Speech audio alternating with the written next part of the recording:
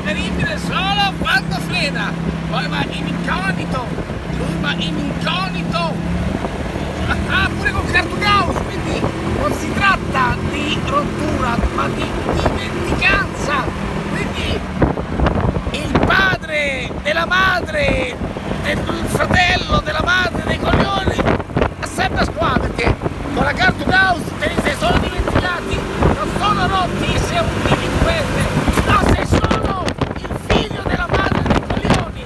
Secondo me sto male, ma quando riesce a ah no,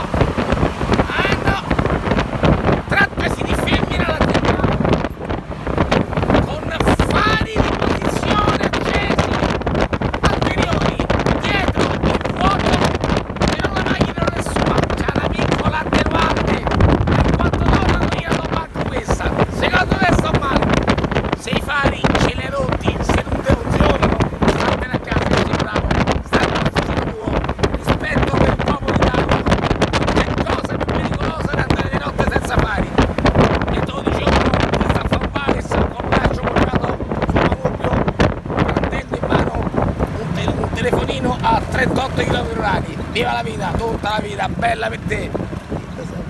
No! Ma perché sono tutti fermi al semaforo? Capisco! È verde! Allora è una condizione mentale pure questa! Ma sono tutti! Stiamo senza daltonici!